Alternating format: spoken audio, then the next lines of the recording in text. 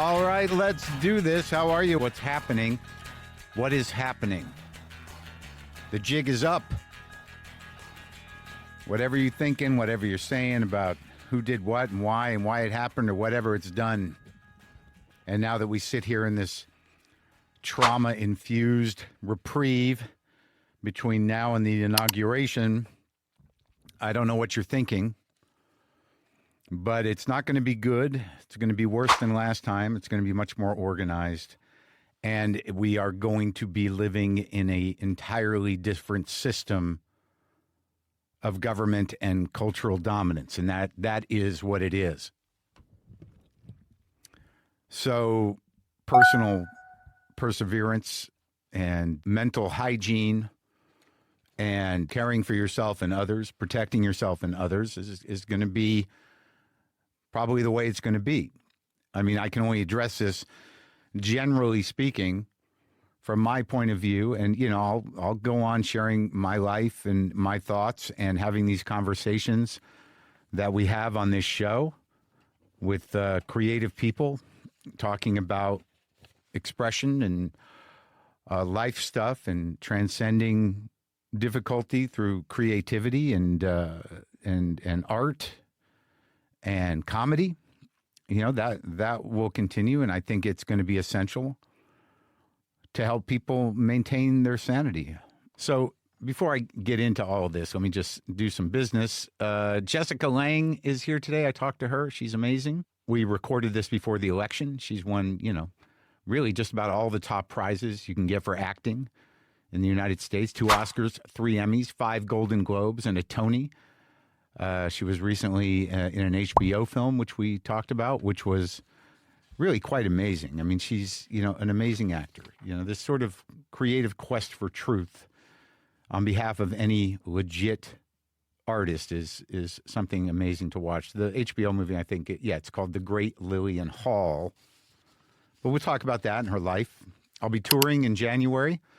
I'll be in Sacramento, California at the Crest Theater on Friday, January 10th. I'll be in Napa, California at the Uptown Theater on January 11th. I'm in Fort Collins, Colorado at the Lincoln Center Performance Hall on Friday, January 17th. Boulder, Colorado at the Boulder Theater on Saturday, January 18th. Santa Barbara, California at the Lobero Theater on Thursday, January 30th. San Luis Obispo, California at the Fremont Center on Friday, January 31st. And Monterey, California at the Golden State Theater on Saturday, February 1st. Go to WTFpod.com/tour for all my dates and links to tickets. We need your questions also for an upcoming Ask Mark Anything bonus episode. Just go to the link in the episode description and send me a question. Then subscribe to the Full Maron so you can get every Ask Mark Anything bonus episode. Folks, I can't believe it either, but the holidays are almost here. That means less time to do more things before the year comes to an end. If you have mailing and shipping needs this holiday season, whether it's for your business or just the personal stuff you need to send out, use Stamps.com. Print postage online so you can free up time to focus on getting through this busy season. Stamps.com handles all your mailing and shipping needs wherever, whenever, from your office, your home, or if you're like me, from your garage. You can access all the postal service and UPS services you need to run your business right from your computer or phone anytime, day or night. No lines, no traffic, no waiting. You can even do it on the go with the Stamps.com mobile app. Easily schedule package pickups through your Stamps.com dashboard. Automatically see your cheapest and fastest shipping options from different carriers. And you can order supplies, labels, and even printers from the supply store when you run low. More holiday, less hustle. Free up more time with Stamps.com. Sign up at Stamps.com and enter code WTF for a special offer that includes a 4-week trial, plus free postage and a free digital scale. No long-term commitments or contracts. That's Stamps.com, code WTF.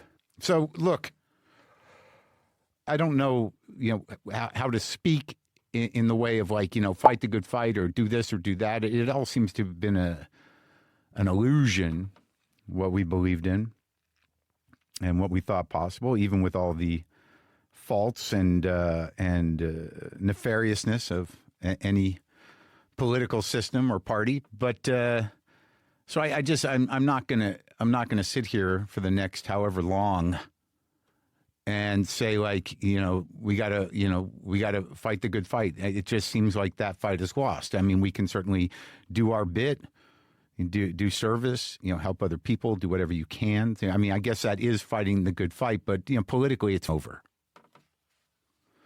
And, but that doesn't mean one can't behave like a decent, good person in the service of other people and themselves in a world that is going to be hostile to that. So it's just tricky for me. It's some sort of turning point. I have to figure out how to make it funny. I have to figure out how to sort of, be there for my audience. And look, if you're here to, troll or if you don't agree with me politically and now you're out, or you don't agree with me politically, but you still like the way I talk to people. I don't be here if you want, be here for the wrong reasons, but I'm going to speak to the people that are here and have always been here. And look, you guys know me, by now. I'll try to move through this and talk about something specific that kind of has been, sitting with me. I'm an insecure guy. I don't hide that. I'm a defensive guy. I can be reactive and cranky, but it all comes from a place of a very painful sensitivity that for most of my life has been almost self-erasing. And that sensitivity has evolved over the years, and an empathy has grown over the years as well. I mean, when I was younger, look, I was a selfish, toxic of a person at times. Comedically, I've done all the bad jokes. I've done all the wrong jokes. I've pushed the envelope in every way. I've been shocking. I've been wrong-minded. I've done that. As a comic, it was always important to me to express myself as I was in a time, and because that's how I felt, or that's what I wanted to do, and continue to grow. I've done hours and hours and hours of material arcing over many years, and I've landed at a place where I have been humbled by age and experience, grief, disappointment, just life. And all that has enabled me as an older person to open my heart a bit and behave in a conscientious way. And to get back to, whatever fear, whatever sensitivity I was experiencing, that at the core of myself I believed was just a fractured self or partial self. It is filled out, and I'm okay. I think I'm an okay human being at this point. And for me, politics has always been cultural in a way. Look, I'm not a dummy. I know that the system has been sold out and is mostly just a money laundering front for corporate interests and greed. I know that, just the way it's always been. I've spoken to that in comedy over the years. But for me, if the middle management, the president and whoever was under him, was at least fostering some empathy and some sense of tolerance and some concept, or whether it was deep or not, of embracing the cultural ideas of democracy, I was okay with it. Maybe that was short-sighted. Obviously, it was. And when it comes down to this idea of free speech, which I sent out a missive a week or so ago that I stand by 100%. I have never said anything other than you can say whatever you want. We've always been able to say whatever we want. Now, look, sometimes there were consequences culturally that were damning. Sometimes there were consequences from business interests that align themselves with sensitivity and empathy with a perceived marginalized group. Any consequences for saying anything is seen by the right as censorship and an indicator of wokeness. Now, don't misunderstand me. Corporations aren't generally woke. They aren't acting out of the goodness of their corporate hearts, but instead to protect their bottom lines, which most have realized they don't have to do anymore, because it doesn't. It's like it's like recalling the Pinto. When Netflix decided that they didn't give it about LGBT people in the face of any sort of grassroots outcry about comedic material, eventually they just said, we can cut them loose. What are the parameters of this outcry about, the freedom of speech, this platform that is so important to the new majority, to the point that they don't care how much blood they get on their hands, how many vulnerable lives they destroy, how much terror they put in the hearts of vulnerable Americans? I mean, to them, it seems like a small price to pay for this idea of freedom of speech, which in their actions is utterly conditional. I mean, what is woke? What is this enemy? It seems to me, and I've thought about it, it seems to be that if you speak from a place of sensitivity, of empathy, from a place of vulnerability or on behalf of the vulnerable, if you speak from a place of fear, whether it be personal or for the world, if you speak from a place of anger at being targeted or suppressed, if you speak in the service of defending a freedom to live the way you want to live in what is supposed to be a free country, if you speak from a place of concern for others less fortunate or unable to defend themselves, those are the woke things. It seems that in the face of this new majority, the response to these expressions of speech is shut up. And that's a directive. Shut up. And that can logically be followed by, or I'll shut you up. And that's a threat. They are now the censors. Shut up. Shut up. You woke, shut up. It's not corporate censorship. It's ideological, and it has nothing to do with the Constitution. It is the censorship of terrorizing with speech, and likely with acts of terror, but hopefully not. Who knows? But don't underestimate the power of shut up. And it's on us to stand up to that. So shut up. Shut up. That's the way it works. That's the way it's going to work. Hopefully it doesn't come down to, blood in the streets, killing people as an example, imprisoning people as an example, to terrorize people into either towing the line or just shutting up. And it's already happening. I mean, look, I every day I'm like, I don't want to put myself out there. I don't want to go out there and, do stand up. I don't, I have to muster up the strength to speak my mind in the way that I believe is right. Shut up. Keep your head down and shut up, which is honestly pretty easy to do now that we all have these phones. I mean, 90% of the people are already doing that. Shut up. Keep your head down. I'm looking at a thing on TikTok. Should be a new slogan, new ad slogan for the iPhone. Keep your head down and shut up. The iPhone 20 or whatever number we're on. Look, so on another note, I don't have a beard and mustache anymore because I had to shave to look like I was dying. But we wrapped the movie. We have one more bit to do in a few weeks. That's just a days of work, and we wrapped the movie. A full 20 days of just 12-hour, 13-hour day shooting, and I never went home once during that time and thought I didn't do everything I could. I never went home from a day of shooting thinking like I could have done it differently. I kind of stepped up to this thing, and I'm not tooting my own horn. I'm just saying that it couldn't have happened at any other time in my life, but I was ready for this. I was ready to take the chances and the risks that were, implicit in the character and challenge myself and try to get to another place with portraying this person who was, a complex person. But we did it. And, I was a decent guy on set, and I was, professional. And I guess I should say it out loud because in light of some of the other stuff we're talking about, I feel proud of myself, and that's not a common feeling for me.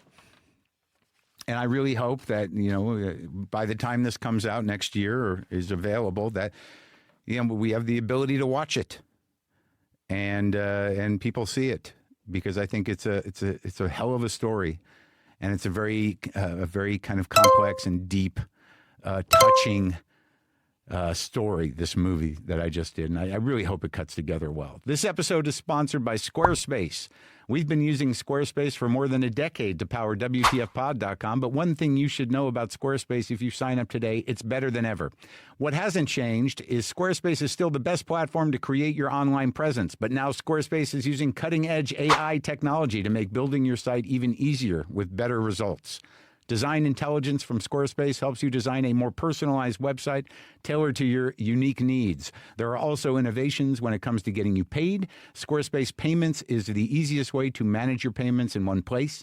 You get started in just a few clicks and start receiving payments right away while giving your customers more ways to pay. And all the standard Squarespace features are still there. The Squarespace Video Studio, email campaigns, Squarespace Analytics, and more. Go to squarespace.com/WTF for a free trial, and when you're ready to launch, use offer code WTF to save 10% off your first purchase of a website or domain. That's squarespace.com/WTF. Offer code WTF. Oh, man. Oh, my God. The trauma-infused reprieve of not knowing. Yeah. All right. Welcome to the new world. So look, Jessica Lange and I had a conversation before the election, and it was very exciting for me. I think she's one of the greats, without a doubt. She's in this HBO movie, The Great Lillian Hall, which is streaming on Max. And I don't know. It was just it's one of those talks where I was honored to be talking to her, and I was excited that she was so willing to talk. And so I'm going to share it with you now. This is me talking to the great Jessica Lange.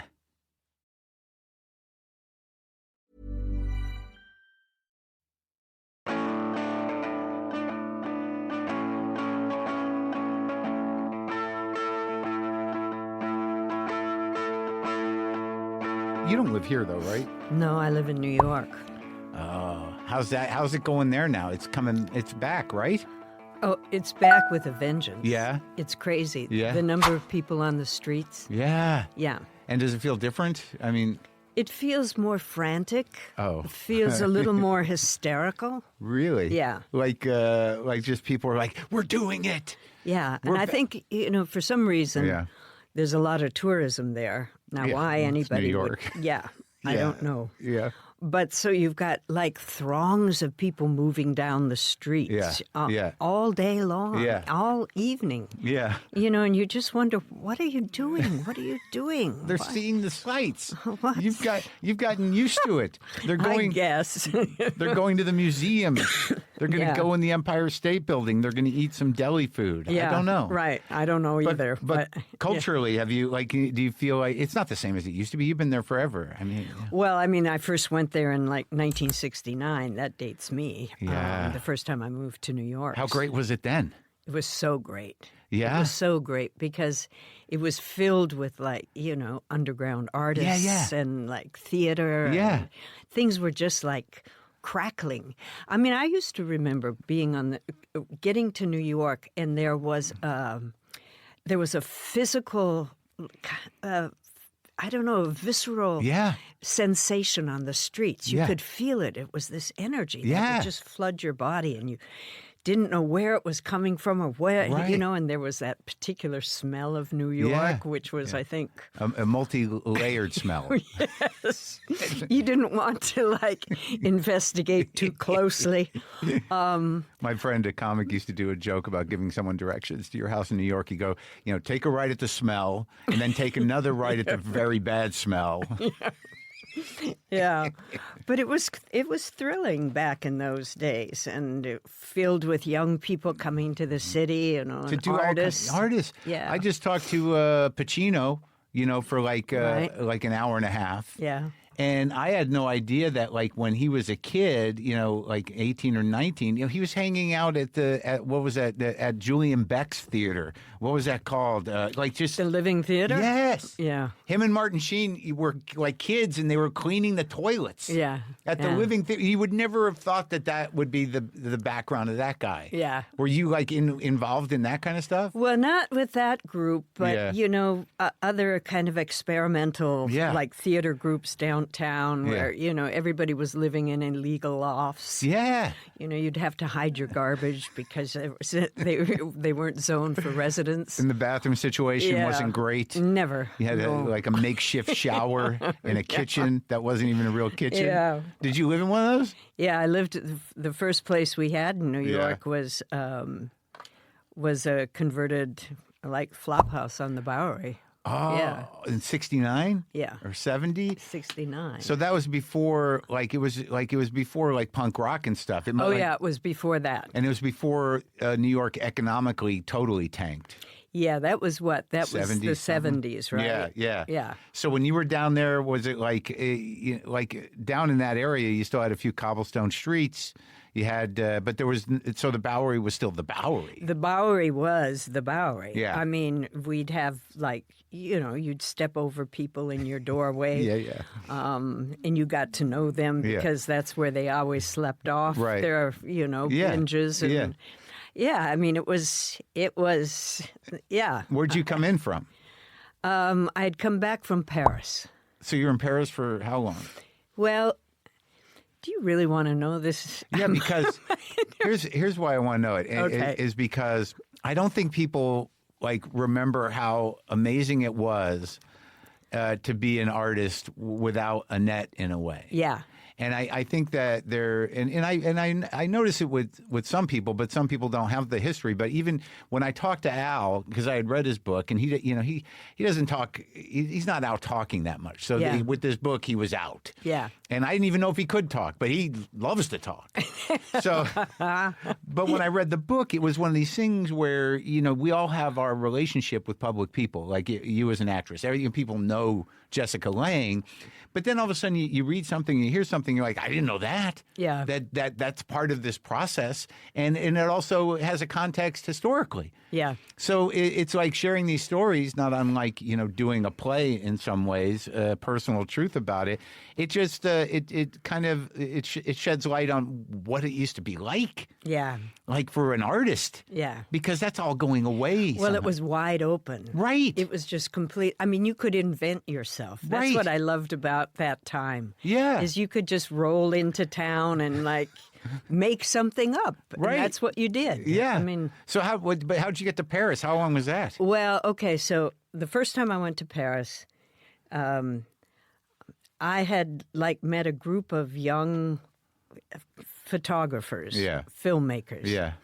Were they French? No, at the University of Minnesota, actually. Oh, so you that's where you grew up? Yeah, I grew up in Minnesota and went for 1 quarter to the University of Minnesota, then met these really fascinating people and ended up just leaving that life behind. Yeah. And first we went to the south of Spain. But what do you do? They wanted to make a documentary about the flamenco gypsies when they would do the fair. Right. So you're a kid. You're a kid. I'm 18. And it's 1968? Yeah. So things are going, everything's breaking open. Yeah. And you can feel it. It's thrilling. Yeah. Like on campus and everything else. Oh, yeah. SDS and everything. I mean, yeah. Okay. So you're like, well, let's do it. Yeah. So then we went to Spain. Yeah. We were working. I mean, they were working. I was observing. Yeah. I was just kind of, wow. Yeah. This is southern Spain. Yeah. These are the gypsies. Have you ever been? This is flamenco. Yeah. Have you ever been there before? Have you ever been out of the country before? No. Always that Minnesota? Yeah. I mean, I had been, basically always Minnesota. I grew up there. All sorts of tiny little towns throughout northern Minnesota. Snow, hardened farmers, Swedes. Yeah. Finns. Yeah. Did you have grandparents that were actually first generation? All of mine. So they had all immigrated. Finnish. On my mother's side, both my grandparents had immigrated from Finland. Wow. On my father's side, from Germany and Holland. That's the people they brought in to do something with that land up there or something. Well, I think, there was, I think a lot of the Finns, for instance, up in that area came for the mining. Uh-huh. Yeah. So they gave him a good deal to go into the hole? I don't think it was a good deal, but it was. So you're growing up with people speaking Finnish? Yeah. And eating Finnish food? Yeah, a little bit, yeah. But, I mean, that generation that immigrated, I mean, there was a strong Finnish community in these small towns that I was living in. But, Yeah, I never learned a word of Finnish. Right. Because that was the private language. Right. That's when they wanted to talk about things. Yeah. With Jews, it was Yiddish. My grandparents would always break into Yiddish to not let us know what they were planning for us. Right. Yeah. So you're in Spain and you're living it? I'm in Spain. 18. And it's just... the world just kind of broke open. Yeah. And then we decided they had this idea of doing another documentary film in Amsterdam. So we threw the motorcycles on top of the old Land Rover and drove from southern Spain, from Andalusia, all the way up to Paris. Wow. And we rolled into Paris in May of 1968. Oh, my God. When the city was just on fire. Oh. I mean, the students and the workers, everybody was they were overthrowing de Gaulle's government. And did you get involved? Oh, you bet. Yeah. Every time there was a march going, I would be right there. I didn't even, I didn't speak French or anything. But you knew what was going on. Yeah, and I always came back smelling of tear gas. Really? Because there was, they had the riot police out in full riot gear. Right. Yeah.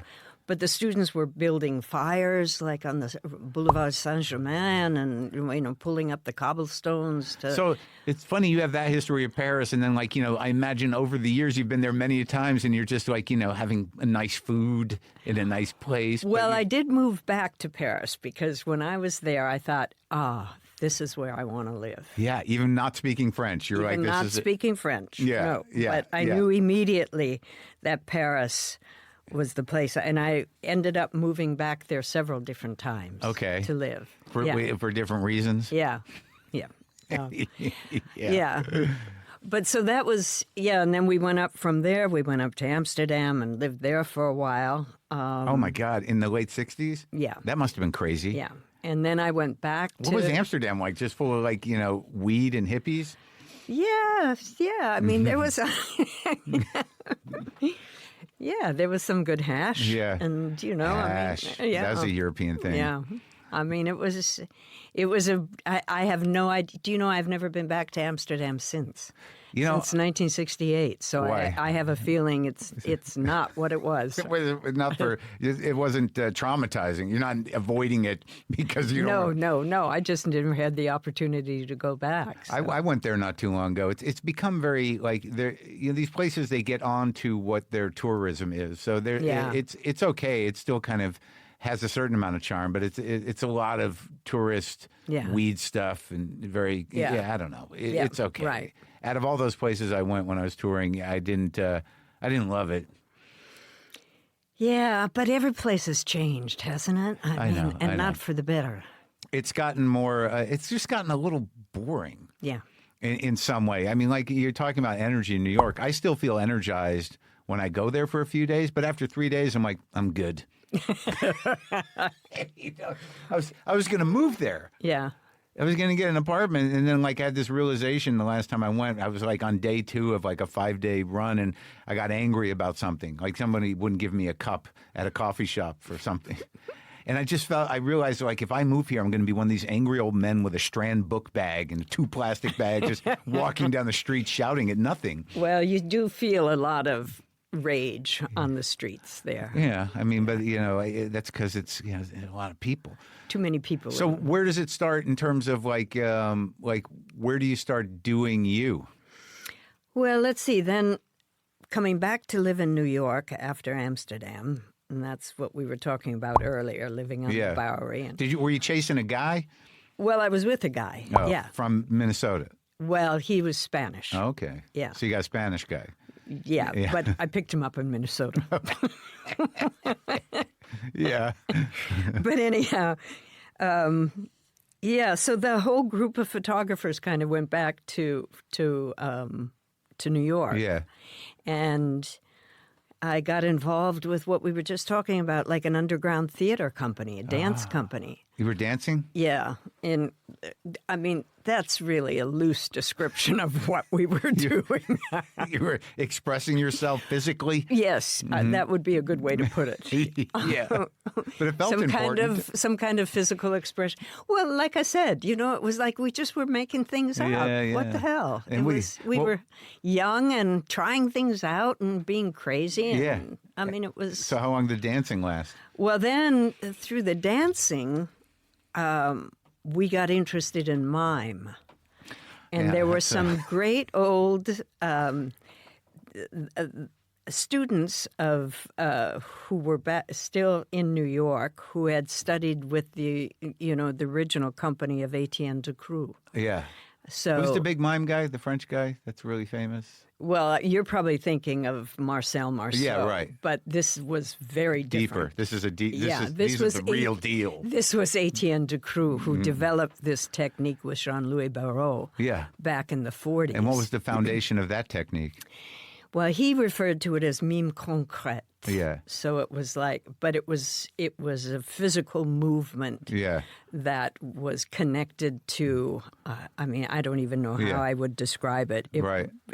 People wouldn't understand what I was saying. But the art of it. The art of it was not just very particular and very precise. Yeah. Is it kind of like clowning? No. Okay. Mm-mm. It's something deeper. It's more abstract. Okay. Yeah. So the idea. So when you you locked in with this group. I mean, what Ducreux would do would be to break down movement. Okay. Like a turn of the head. Right. Would suddenly become a triple design. Oh, I see. I see. So it was like. So that's interesting. That's kind of informing choice. Yes, in terms and of emotional. Okay. Well, that's an interesting foundation, isn't it? Yeah. Up the street, everyone's doing Meisner technique and crying in front of Lee Strasberg, and you're doing mine. I did that later. But yeah, so then I decided. Yeah. At that point. Yeah. Because Etienne Ducreux was an old man. He was in his 80s then, but he was still teaching. So I moved back to Paris to study with him. Wow, you were serious about the mime. Oh, yeah. Now, in your mind at that time, where did you think mime would take you? Nowhere. At some point, you're like, there's no future in this mime racket. No, absolutely zero. But it was a great discipline. I loved Ducreux. And, to be in his presence and study with him every day and to that's great. Be 19 years old and living in Paris on my own. So when did you get discovered in, because you were modeling, right? Well, that's a bit of a, a sidetrack? I mean, it was... I never made a dime modeling. Okay. So if that qualifies as being a model, I'm not sure. But no, I had no success as a model, and I wasn't pursuing it with any kind of, No, you were doing serious mime. Well, but that was mime was before But anyhow, so the modeling thing came the third time I moved back to Paris and met another group of really fascinating people. This was kind of in the early 70s. Yeah. And somebody said to me, why don't you try modeling? Yeah. So when I moved back to New York the next time, I was working at the Lion's Head Tavern. I know where that is. Was that the one where down on Christopher Street? Was that the one where Dylan Thomas used to hang out or something? Well, that was the White Horse. Oh, the White Horse. Okay, different animal. Yeah. So the Lion's Head. No, but the Lion's Head. I mean, there was. We had a lot of writers. Yeah. A lot of. So you'd gone back to New York to kind of get back into the art scene. Well, I went back to New York because. The modeling really, I mean, not the modeling, the mime was, so I thought, well, what's the next step from here? And I thought, well, maybe acting classes. Right. So, so you're at the Lion's Head, and which acting class do you do? Well, when I first got back, I went to HB Studios, studied with Herbert Berghoff. That's a big one. And then from there with Warren Robertson, and from there with like offshoots of the Actors Studio. Yeah. So, just covering all the bases. All the bases there in New York at that time. But so after the mime thing, you knew you wanted to act. I didn't know I wanted to act, but, again, it was one of those things where, well, what do I do now? And what are your parents thinking back in Minnesota? They raised us so that we would just, go wherever? Explore. Oh, really? Yeah, so be brave, do whatever you want. And I had one sister who was a sailor living on a sailboat somewhere out in the Pacific. Where'd she end up? Well, you mean now? Yeah. Well, she sailed for decades. Really? Yeah. Did you go?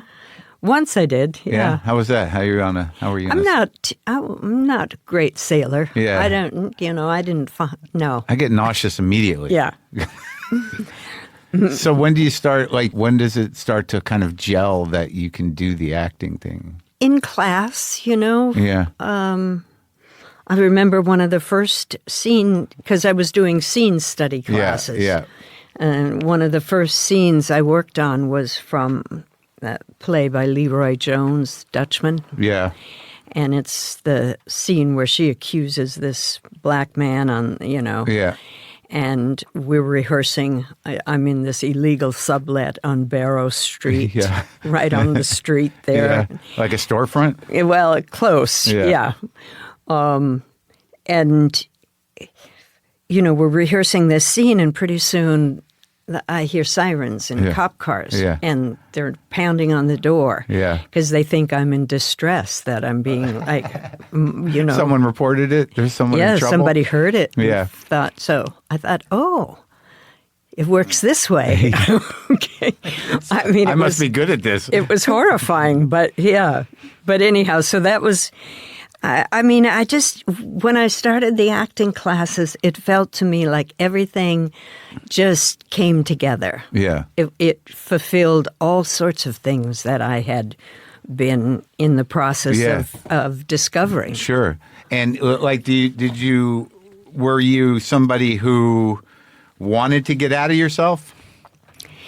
Well, I'd lived my life, I think, from the time I was a little girl. Yeah. In my imagination. I could actually, it felt like time travel or space travel. I could go so deep into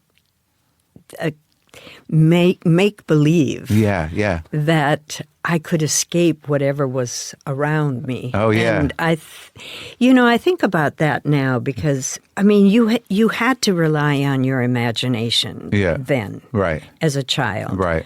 Because what else were you going to do? You didn't have a phone. You didn't have an iPad. You had none of that stuff. Yeah. So you entertained yourself. Sure. You made up games. Yeah. You made up fantasies. You fulfilled these. I remember one time writing a letter to myself from Clark Gable, a love letter, So I was like 7 years old. But you liked Clark Gable. Well, I'd seen pictures of him, and I probably watched some old movie of his on TV, right. Black and white TV. Were your folks involved in the arts? No. Oh. And how many siblings? I've got 3, 2 sisters and a younger brother. Wow. So there's 4 of you in the house, and you're out. You're just in your room imagining things. Yeah, or in the yard making up, make believe stuff, whatever. But the household was good. You weren't avoiding chaos. I was avoiding chaos a lot of the time. Yeah. I find that's when the imagination comes in handy. It's really works. I'm telling you. Like I said, it's like for a lifetime. Time travel. You can Yeah, I don't know. Like sometimes, wherever the creativity comes from, if it's raw and real, it's generally not a great place. Yeah. Yeah, not from a place of calm and peace. No, never that. Oh my God! Because this morning I'm trying to make decisions for myself around acting and comedy and just life, and somehow or another yesterday I'm like, I'm just going to try to do things I don't dread. Yeah, there you go. Right there. I think that's a huge. solid. Yeah. But I find that like even things I want to do, there's a certain amount of dread involved. But what are you going to do? I know it. Yeah. So when do you start to get noticed? Well, okay. So then, I was working at the Lion's Head and taking acting classes, living in the West Village. Yeah. And somebody said to me, again, why don't you try modeling? And I thought, well, okay. Yeah, I mean, so I met with this agency, and, they didn't take me on as like a client or whatever you call them, as a model. Yeah. But she knew that I was studying acting. And at some point, I would imagine a lot of the agencies or whatever got a call from Dino De Laurentiis. Oh, yeah. About casting for the new King Kong. I don't have any sense of Dino De Laurentiis other than John Belushi's impression of him. I've never seen it. That's great. My Kong will be the best Kong. It's very fun. But anyhow, so that's when she got that call. She called me. Yeah. I don't even know how she called me. I didn't have a phone, but asked if I wanted to go audition. For Dino De Laurentiis? Yeah. What was that guy like? Well, he was kind of what you would imagine. He was a showman, and Yeah? Yeah. And that was, like, I remember that movie. Yeah. I remember you in that hand. Right. Spent a lot of time in that hand, yeah. There were all sorts of problems with it. With the hand? Well, it was mechanical, it was sure. kind of a genius thing. I mean, this was before CGI and digital and AI and all this other. It was just a practical working hydraulic hand. Right. It could have probably me at any moment. But just snapshot. Yeah. But a lot of actresses are up for this part, I think. Like, I read that. Like, it was sort of a big part, I mean, it was... Yeah, it was big. I mean, but I knew nothing about it. I mean, I knew nothing about anything. The process, right. So... And they offered you the role, and you're like... Well, they flew me out. I mean, to LA? I was living in, like I said, an illegal sublet on Barrow Street. Right. Often didn't have money for, the subway. Yeah. My only income was waitressing at the Lion's Head. Yeah. And suddenly they're saying to me, we'd like to fly you to Los Angeles, to audition for this part. And I thought, and I'm going. Sounds like. Plus, I can see my sister who's on a sailboat down in San Diego. So I thought, I'll do this. Yeah. I mean, who cares what happens with it? Sure. And they flew me out, put me up at the Beverly Wilshire, and drove me to MGM. Yeah. I mean, my favorite studio as a little girl growing up. Yeah. Came into the lot of MGM. It was like a fantasy come true. Yeah. And I did this audition, and they took one look at me. I'd just come back from Paris, I was like 114 pounds. I had like kind of this blonde Venus look. Yeah. And they looked at me and no. So the agent in New York said, come on, you flew her all the way out there. Yeah. Just roll some film on her. Just do it. Yeah. So I went in. Now, that was unbeknownst to me. That was the modeling agent? Yeah. Wow. Yeah, she actually kind of, just do it. Yeah. And I walked onto this sound stage, and nobody was there. I mean, skeleton crew. Right. And they gave me the scenes to play. I think I was just reading with some second AD or something. Yeah.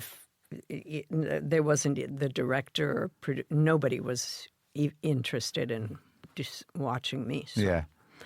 And I did it, and then they said, "Well, just wait a while. Yeah. We'll do it again." Yeah. then somebody else came, and then they asked me would I do it again, and then I noticed that the director finally showed up. Yeah, who was that? I can't remember. John Gillerman. Yeah. English. Uh-huh. And then I did it for him a couple times, and then, the next thing I know, Dino De Laurentiis shows up. Yeah.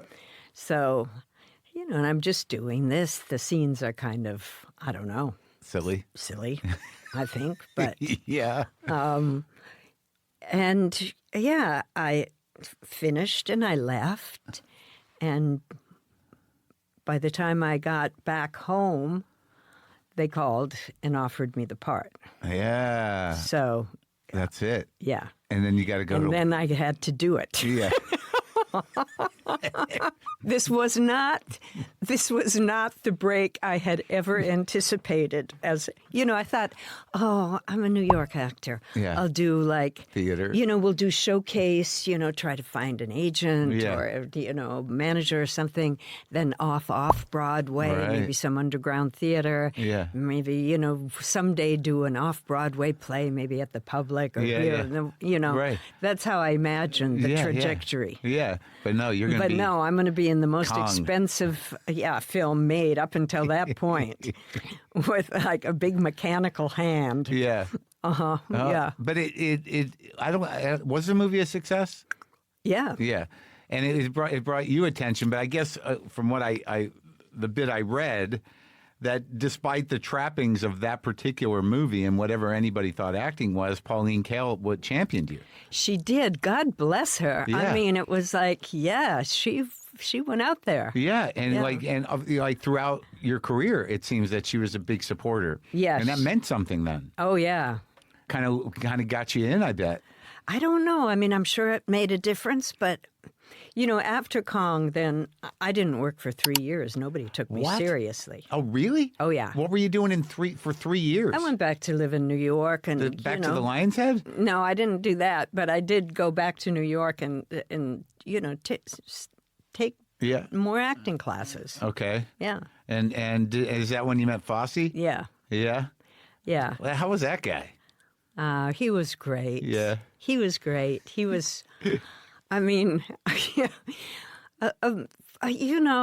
just had that boundless kind of energy and love of what he was doing. Yeah. Bordering on, I guess, insanity. Mania? Yeah. Did you see Rockwell play him in that movie?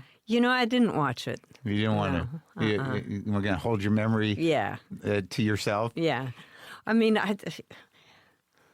What? I don't.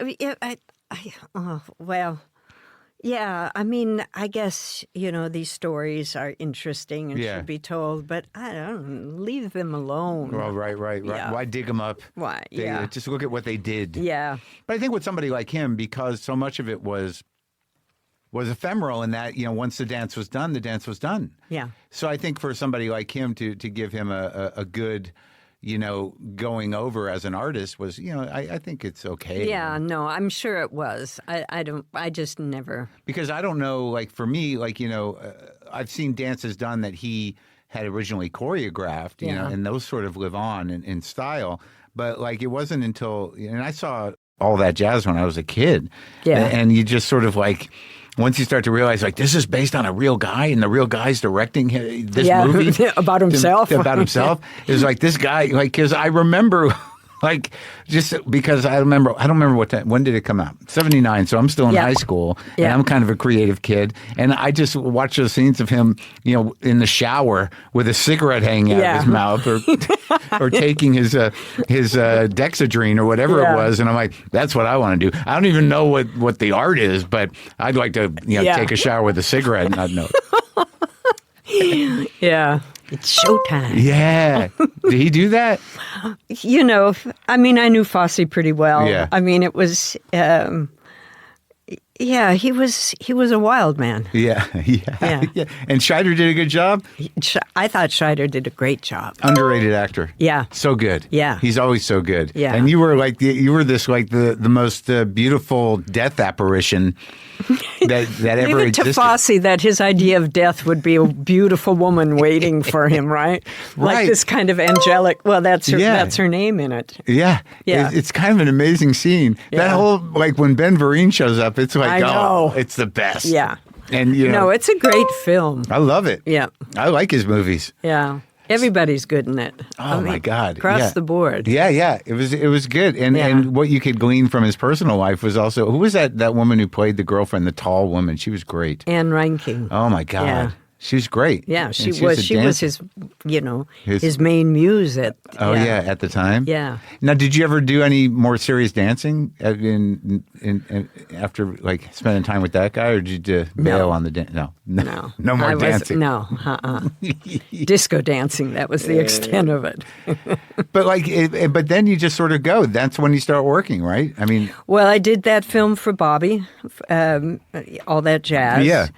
And, I mean, I thank him for that because, we were good friends. And, I think he really fought to get that done because they were over schedule, over budget, and we hadn't started shooting that section yet. Yeah. He just was a bulldog about it. He was going to shoot that. They wanted to shut him down, and I love hearing those stories because those are another reason why I like talking about the history is because there were times where directors made stands against studios for their vision. Yeah. That wasn't driven by economics. Yeah. It was driven by creativity. Yeah. And they'd hold the line. Yeah. And they'd do it. Like Coppola was like that. And like talking to Pacino, he was like, he didn't like the way a scene went. He would just be like, well, I'm not doing it anymore. Yeah. Yeah, right. And they'd do it. Yeah. It's a different time, right? It's a different time. It's too bad. I mean, because I think something that made film extremely thrilling and fascinating to observe. I mean, that all seems to me to have been lost. Yeah, I don't know. Some indies are kind of interesting. They can still do it. Some European films are still interesting. Yeah. Yeah, I'm doing a movie right now, which is like I watched the HBO movie. The Great Lillian Hall. Yeah, I watched that, and because I'm playing a guy who's playing an actor, and I don't have the confidence, obviously, that you have. Like, I don't think I'm that great an actor, and I got to play a guy who's a good actor. So this is like very daunting to me. All I care about is like it's a comedy. It's a dark comedy. Yeah, I think the premise of it is kind of hilarious. What is the premise? Or can't you talk about it? I can talk about it. It's about a guy, he started as a serious actor, back in the day, did Shakespeare and everything, was discovered in his early 20s, got a movie career, did a few movies with this movie star who he ends up marrying, takes her from another guy, and their fourth movie bombs, and she leaves him, and this is all backstory, and then he kind of like he's still in the game a bit, but he ends up taking a sitcom for 5 years, and that's what he's known for. And now he's 60-something, my age, and at the beginning of the movie, he gets diagnosed with stage 4 colon cancer or bowel cancer. Wow. And he becomes obsessed with the need. This is a comedy. Wait, here comes the funny part. He becomes obsessed with the need to be in the in memoriam montage at the Oscars. So he's not. So he's not going to do chemo, and he doesn't know if he can get in because his film work's so far behind him, and everyone knows him as this like ridiculous TV actor. So now he's got to figure out an angle, right, to get into in the in memoriam while he's dying. That. So that's the comedy. Yeah, I get it. And it's it's been very interesting, and it's a very challenging thing for me. And I figure like, well, if I'm going to do this, I better figure it out. Yeah. But watching that film that you just did, I mean that those are the layers of it. You're an actor playing a great you are a great actress, but the two different worlds of the artist and the work is kind of it's an interesting place. Yeah. To do it. Yeah. Now, here's another question. Kathy Bates and you are great together, and she's great. Mm-hmm. And as I recall, like I think both of you at some point were going to quit, right? Oh, I've been quitting for about 25 years, I think. So it's imminent, but there's always something will come up, and well, you did all that American Horror Story too. Yeah, I did 4 seasons, the first 4 seasons of that. People love that show. I haven't seen it. I mean, you don't watch your stuff? No, and I haven't. Ever? I think I think I've watched I've watched Tootsie because that's an easy one to watch, Well, what is the aversion? Because I know other actors like that too. A lot of the people I work with, like I worked with Owen Wilson on a thing, and it's like they don't watch anything. So is it that satisfying to do the job that you don't want to see how it's put together or the work you did? Well, now, sometimes there are different things. Sometimes you do a film for the wrong reason. Yeah. What reasons are those? Well, money? Well, I've never been Politics? paid for anything, so it's kind of like I can't say I've all ever charity? done anything. Yeah, basically, I've ever done anything for like big bucks or the paycheck. Yeah. That's never materialized. But you say yes to something because you haven't worked for 2 years, and you think, man, I've got to, get out there. I mean, I'm an actor. I should do this. Yeah. And so or then there's the others, the other reason where you look at a script and you say, but I think I can do something with it. Okay, That's always a big mistake if it's not on the page and it's like, I think I can make something of this. No, you can't. It's like, nah. It's not gonna pan out. But looking back on it, it's not like you did a lot of movies. You won a couple of Oscars, so it's hard for me to know which of those movies you'd be referring to where you thought you could do something and it wasn't on the page. But I would imagine some of these were a pretty good experience. I don't know what Rafelson was like at that time. It was great. With that was Postman great. and Jack Nicholson, what a great remake. Yeah. Yeah. That came right after All That Jazz. Yeah. So that was like my third movie. Yeah, and was it because of All That Jazz or because I know Rafelson is friends with Nicholson at the time, so how'd they come find you? I don't know, but they did. Yeah. Yeah. Was that pretty exciting? It was thrilling. He's got to be something to work with. Rafelson or Nicholson? Both of them. Both of them were crazy. It was great. Yeah. It was great. Yeah. It was fun. It was exciting. Yeah. It was a total kind of experience. I mean, I loved it.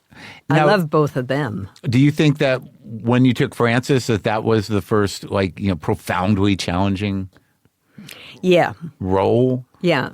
And the way Frances came to me was Graham Clifford, who was the editor on Postman. Yeah.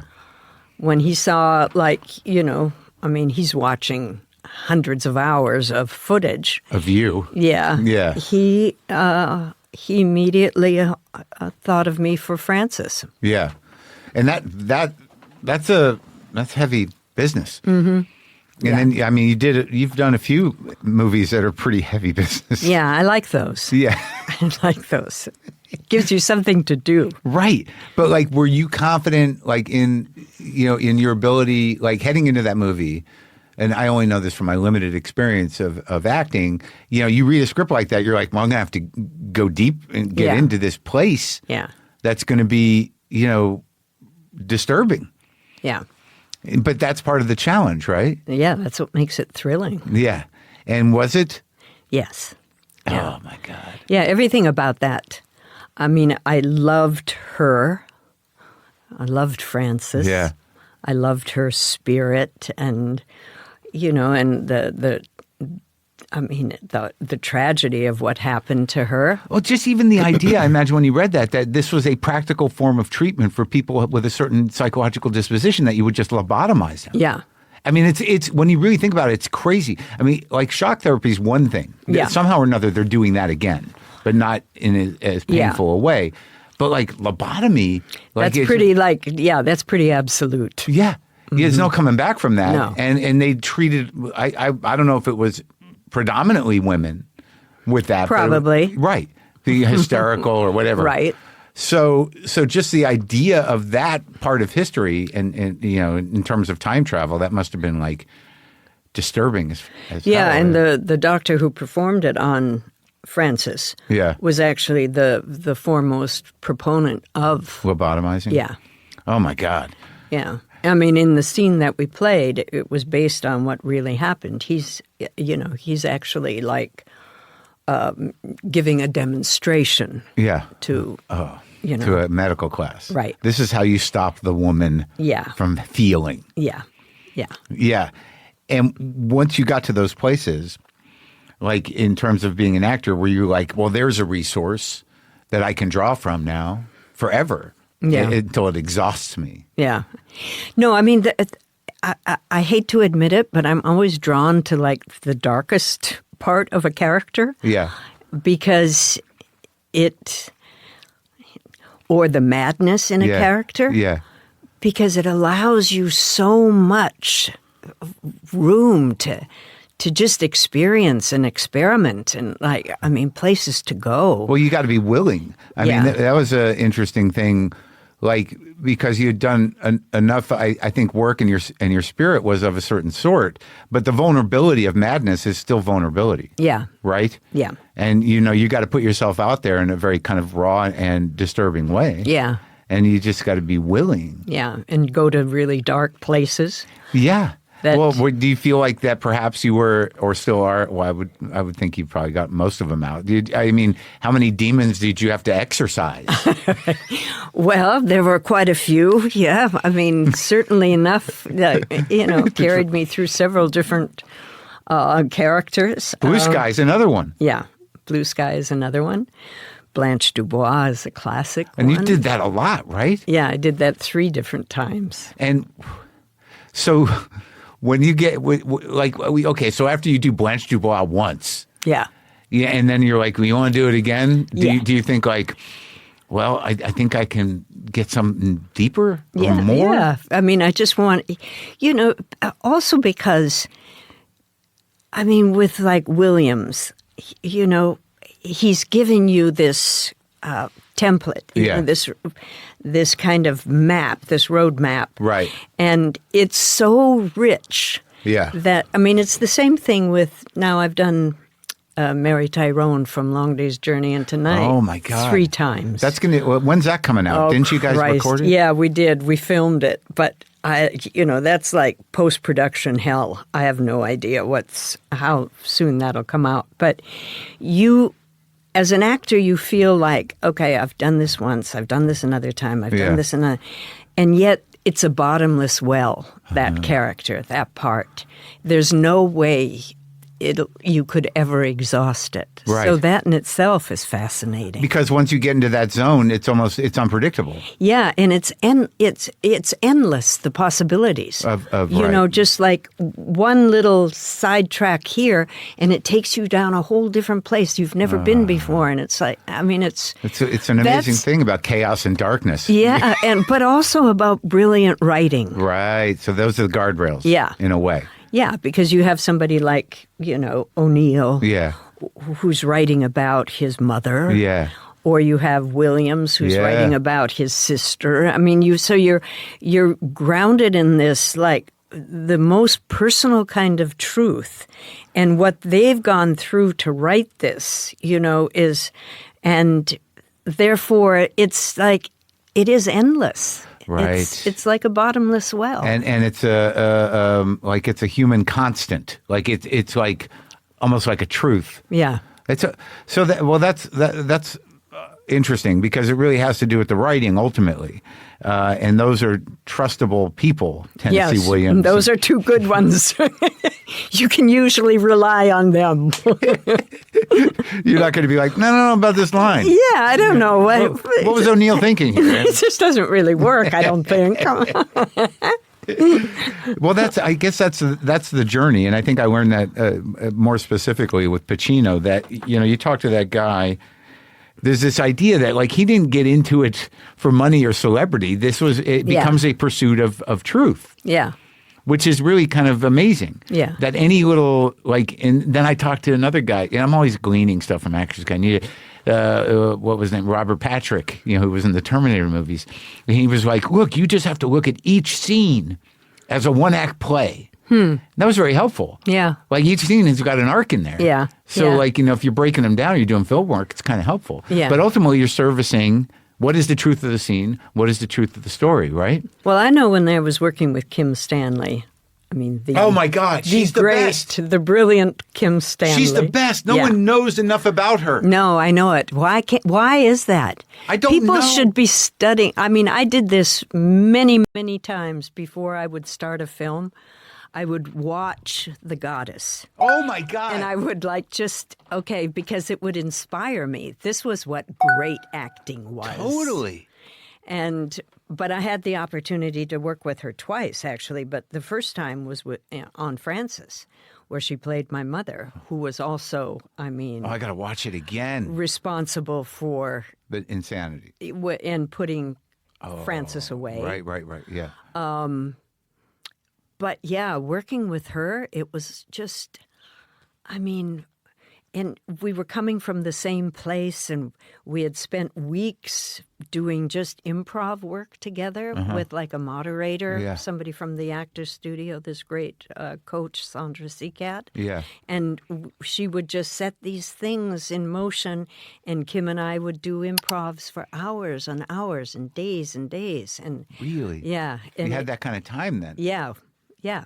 We had rehearsal time. Yeah. That doesn't exist anymore. No, I guess it doesn't. No.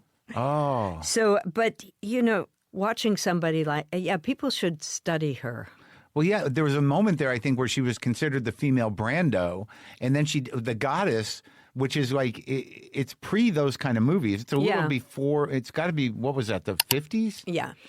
That's an insane performance. Yeah, it is. It's like breathtaking on every, the depth of, because you're watching, I think that was like a Chayefsky script or something. Yeah, it was Patty Chayefsky. And you're watching it, and I'd never seen it before. It was on Criterion. This is in the last couple of years, and I'm like, oh, this sounds like an interesting story. And within a half hour, I'm like, what is this? Who is this person? I know. How is this? Does not everybody know about her? I know it. And we all know about Shelley Winters. Yeah. But what about this woman? Yeah. But I think she had a difficult life. She had a very difficult time. Right. Yeah. And I think that sometimes gets in the way. Yeah. So you must have been relieved to do Tootsie. Well, this is interesting because we were shooting Frances. Yeah. And Dustin and Sidney Pollack kept approaching me about this part in Tootsie. Yeah. And I thought, oh, my God, I'm not going to go from playing Frances Farmer to this, cute actress person? Yeah, this cute little, daytime soap opera actress. And but Kim was the one who said to me, do a comedy next. Yeah. Yeah. Yeah, so you got it. So, and so they talked fortuitous. They talked me into it, and I just did it. That's and great. It was great. I was glad to do it. Lighten up a little bit. Yeah, have some fun. Was Dustin fun? Yeah, he was great to work with. I loved him. Yeah, I loved Sidney too. Sidney was one of the best directors I've ever been around. He's another one like that. Doesn't get his due. And maybe I'm just deciding that as a director, but as an actor. Yeah. Oh my God. Oh no, as an actor, I know it. I love him. Yeah. Anytime he's on screen, I'm like, I know. That's the guy. Yeah, that scene in the Russian tea room, it's great. Oh, it's great. It's great. Or in Michael Clayton, or even that weird movie he did with Ben Affleck, that Changing Lanes movie, he's great. He's always good at a guy who's got a compromised moral code. Yeah. So, but obviously we can't go through every movie, but Blue Sky, I just watched that again. I'm actually about halfway through it, and right out of the gate, it's just, it's like that. That's a relatable person. Yeah. And then Tommy Lee Jones, what a guy. I mean, just the guy who's just kind of, all right, this is what it is. Yeah. And I love her, and we're going to do this. Yeah. Yeah. Tommy Lee was, he's one of my favorite actors I've worked with. Yeah. Why? Because of how grounded he is? Just because he's so present and so, complete. Yeah. And every choice he makes is, it's fascinating. Yeah, it is. And he's great to work with, across from, engage with. Yeah. Because he's solid. Yeah. In terms of all his roles, a lot of them, there's not one where he doesn't know what he's doing. No, no, he's brilliant. You always get the sense that he's in control there. It's funny. I saw Wim Wenders talk because I rewatched Paris, Texas, and I'd seen it when I was a kid, when it came out, and I thought I knew everything. And then I watched a movie recently, and I'm like, I had no idea what this was about. But I remember him talking about like him working with Shepard. Yeah. And there was this issue. It's like, well, we didn't know where he was. He was running around with Jessica Lange somewhere, and we were trying to make this movie. Yeah. We had just... I think, that film was being made about the time we ran off together, and we weren't really reachable for a long time.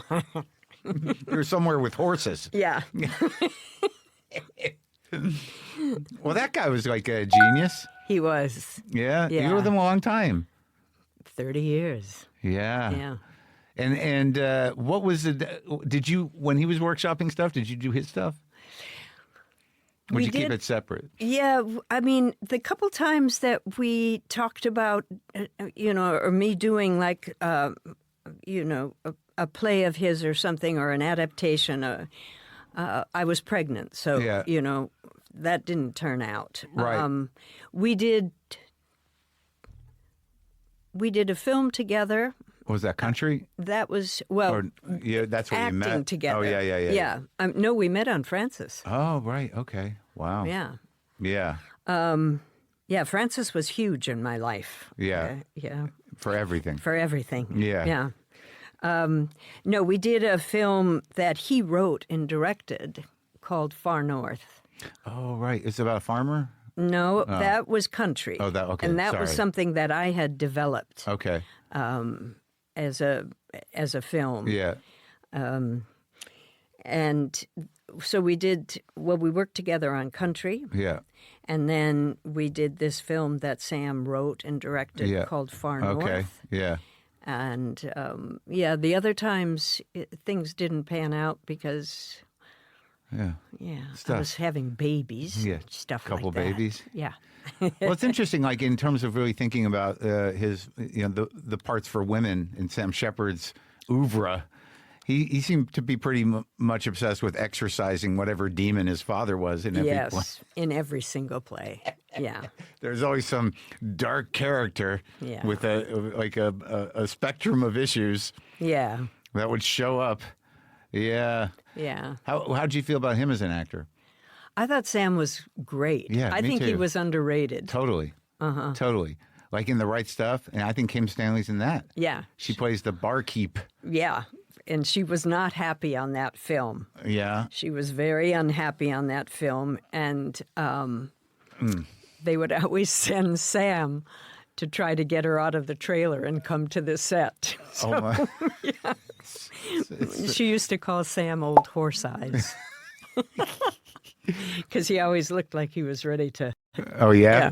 Well, he must have been a pretty sweet present in terms of getting her out of the trailer. Well, yeah, she would pay. She actually liked Sam a lot. So yeah. What was her problem on that movie? I don't think she liked... It's kind of a one-dimensional character. Yeah, and I don't think she was happy with... Kaufman? Yeah, I'm not sure. Yeah. I shouldn't speak for it. Yeah, sure. But I just know I think she was troubled on that film. Yeah. The arc of an acting career is pretty crazy. But like her and like Jenna Rollins are the ones that. Did you ever work with her? No, I never did. Because it seems like you're in that spectrum. Well, that's a great compliment. All of those. Yeah. I mean, you just get to these places. Yeah. And in this new one, you did it again. It must have. When was the last time you had to dig deep for that stuff? Oh, you mean in the Great Lillian dementia. Hall? Yeah. I mean, dementia, and also just aging as an actor. Yeah. And just because you've lived a life on stage and on screen. Yeah. So I have to assume in this film, this was all fairly familiar territory for you outside of the reality of dementia. Yeah. Or not. I can say with confidence that you don't have that. Okay, thank you. I wonder sometimes. No, but part of the thing that attracted me so much about that story and that script that Michael co-wrote and directed, Michael Christopher. Yeah. Was, where we were going with it. You know, this thing of grief, of loss, of loneliness. Yeah. I mean, those are all those are all the emotional areas at this point in my life that are ever present. Yeah. You know, you're always grieving the loss of someone or a time. Yeah. You know? Yeah. A time that's been lost, or, I mean, and then the thing of loneliness, you know, I mean. And also that the idea, I guess it's based on a real person, right? Well, it started, it was originally conceived and written by the niece of Marion Seldes, the actress. Yeah. Mostly a stage actress, right? A great stage actress, right? Who, like suffers dementia and doesn't want to give up performing. Yeah. Well, I mean, there's something about aging in the theater, you know, that it's when you're considered a great stage actress, you get to a certain point where the loneliness seems inherent in it. Yeah. That, you know, you're kind of isolated and, you know, you've lived this public life and then your private life, I don't know that it gets small, but, you know, it always, if I think of characters like that, they always seem a little lonely. Yeah. Yeah. And then like, I don't know what the process was. Had you done that Chekhov play? No, and that was one of the other things that really attracted me to doing that part was I actually got to play Lubya. Yeah. From the Cherry Orchard. Yeah, you knew the play well. Well, I knew it. I had never done it. Yeah. And this gave me, you know, the opportunity, because we rehearsed for several weeks, so we were rehearsing it like a play. Yeah. And we had a great ensemble of actors. Yeah. And, you know, and what I loved about the story was how Lubya's life at that point in the Cherry Orchard mirrors Lillian Hall's life in the film, in the story. Yeah. So because it's all about loss. Yeah. It's all about what's being stripped away. Right. In the you know, the case of Lillian Hall, it's her memory. Yeah. It's her ability to do what she's always done. It's like the knowledge, all of that's being taken away with the dementia. Mm. And, you know, in the Cherry Orchard, it's the land, it's the orchard, it's the house, it's family. Everything is these women are losing everything. Yeah. And you're like, I'm in. I'm in. I like that. Okay, loss, sorrow, grief, loneliness. I can do it. Yeah. This is the time. Can bring it all together. Yeah, and you know, I did a play on Broadway this spring, Mother Play, where, again, it's a character who loses everything. Yeah. And there's it's about a 12, 15 minutes section of the play where I'm at a certain point in the, you know, my son, my daughter, my son has died, my daughter is alien, you know, we've been separate, and I'm living alone in a little apartment, and I come home from work, and it's a silent section of the play. And for about 15 minutes, I'm on stage by myself. Just what does a woman do when she walks into her home at the end of the day? Yeah. She's confronted with twilight, you know, with and how does she fill those empty hours before she can, like, take her first drink, before she can go to bed, before she can, you know. Yeah. And it was really a fascinating, it was my favorite part of the play, one of my favorite parts of the play. Just you on stage. Just me on stage. 15 minutes. 15 minutes. Doing life. Yeah. The life of a lonely woman coming home. And how does she fill that time in the evening? How does she survive it? And during that, and there's direction. So there is. Yeah, there are milestones. There's kind of signposts. You just have to get there. But you have to fill that up. Yeah. So with inner life. You come in, you turn the lights on. Yeah. You turn the radio on right away, so you're not in silence. Right. You turn the radio off. You turn the TV on. Yeah. Nothing there. So, there are different things. But you can't get out of yourself. But you can't escape yourself. Yeah. And just this pervasive loneliness. And then so that leading into this movie where yourself is leaving. Yeah. Yeah. How about a good comedy? It's time. Yeah, I'm going to step in here and say, you better do a comedy. But I thought it was so. I really enjoyed the movie, and I liked the fact that they cast Lily Rabe. I know, isn't that great? She grew up in it. I know it. It's like she knows exactly what's happening. I know. When she came into, it's that thing where you work with an actor where you know that they're bringing something that's so personal. Yeah. And the whatever it is, it's like grounded in something that's so true. Yeah. You can always sense that about another actor. Is it coming from a place of absolute truth? Yeah. And it was. Yeah. And working with Lily on some of those scenes was just like, whoa. Yeah. Incredible. She's so good. Yep. She's great. And Pierce Brosnan was like. I know. How about that? He's like the relief. I know it. I know. There was, I loved our scenes together. They're great. Little balcony scenes. They were fabulous. Yeah. He's so good. He's so good. And he was real present. Yeah. In like there were real moments between you where there was something, some longing and some history and some, sadness like that. That beat where he tells you to step away from the leg. Yeah. It's like really, it's real stuff. Yeah. A real caring. Yeah. Like you don't know exactly how long they've been living together, but it seems like a long time. Yeah. Yeah. They've known each other a long time. No, I loved those scenes with him. That one where... Because in the script it was written that I come out on the balcony and, we have an exchange. Yeah.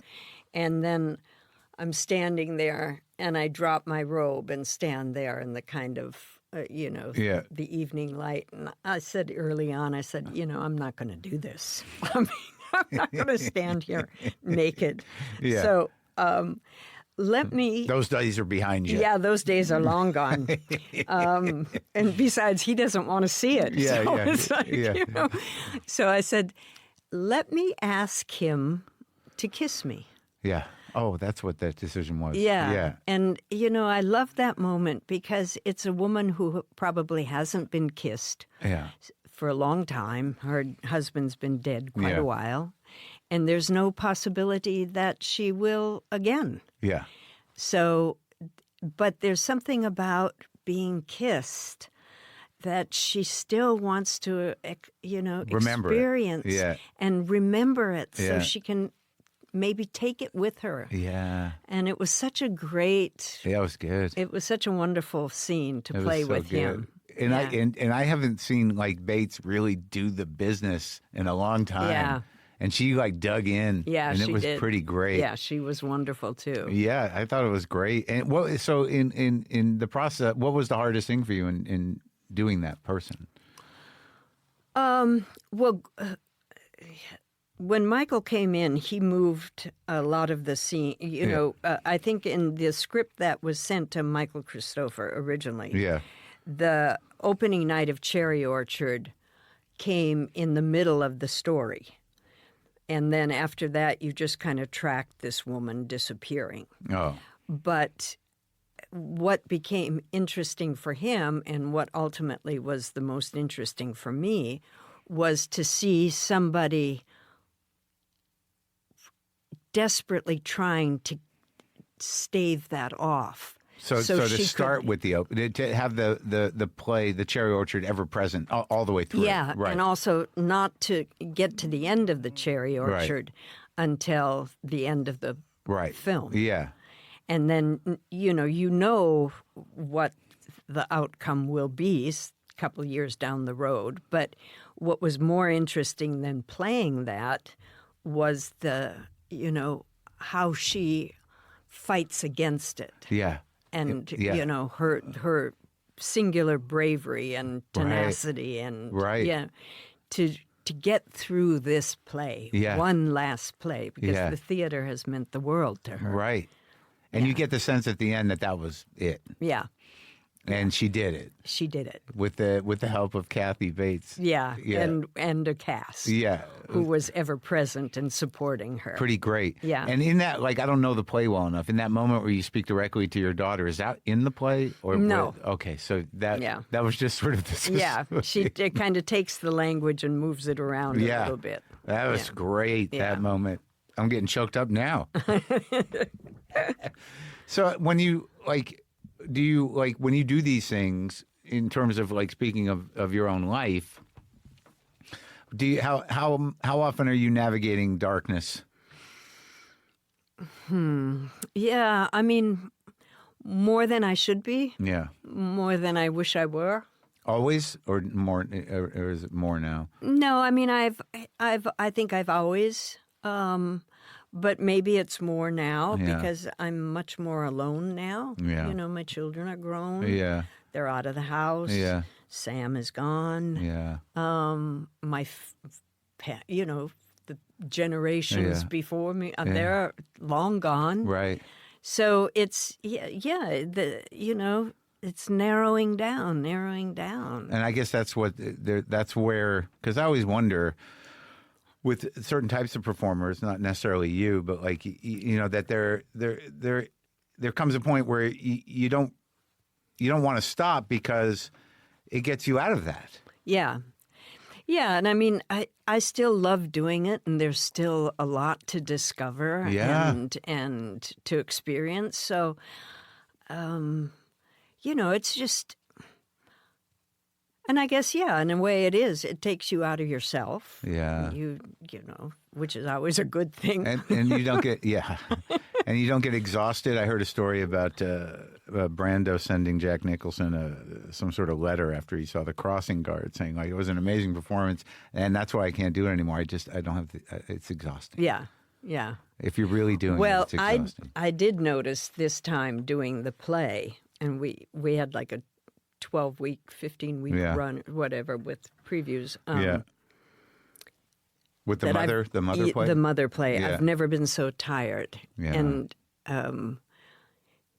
but, the play itself was structured, and that's what made it work, is that we were never off stage. So it was an hour, 45 minutes, just straight through, never a break. Yeah. You never even sat down and tried to catch your breath. Right. And you were moving at this tremendous velocity through 40 years in the lives of these three characters, the mother, the daughter, and the son. Yeah. And through all sorts of tragedy. Yeah. So it was I thought this is really exhausting. Yeah. But it was worth it. But it was also I took, 3 months just to sit up in my cabin in the woods doing nothing. And that felt good? Yeah, that felt good. Oh, good. Oh, good. But you still have a lot of people around you here and there, right? Yeah. Well, that's good. Well, it was an honor talking to you. It was great. Thank you. It was lovely. Fan. Yeah. And I'm glad you're well. Yes. Knock on wood. Yeah, and I thought the film was great. And so where do you go now? Back to New York? Yeah, I'll go back to New York tomorrow. And there are a couple projects that are in the works. Oh, good. So hopefully, those will come through. Oh, great. One is a story of Marlene Dietrich at, her post-Las Vegas and her relationship with Burt Bacharach and that whole time of her life, which is really fascinating. Well, that's because you did Joan Crawford too, right? Yeah, and then Frances Farmer. So you're doing it, and you did Grey Gardens. You did Big Edie, and that was great fun. Yeah, and did Patsy Cline. So Patsy, yeah. That's tragic. I like playing real characters. Yeah. Well, I'm glad you're working. You seem pretty happy. Yeah, I'm doing okay. All right. Thanks, Mark. Yeah.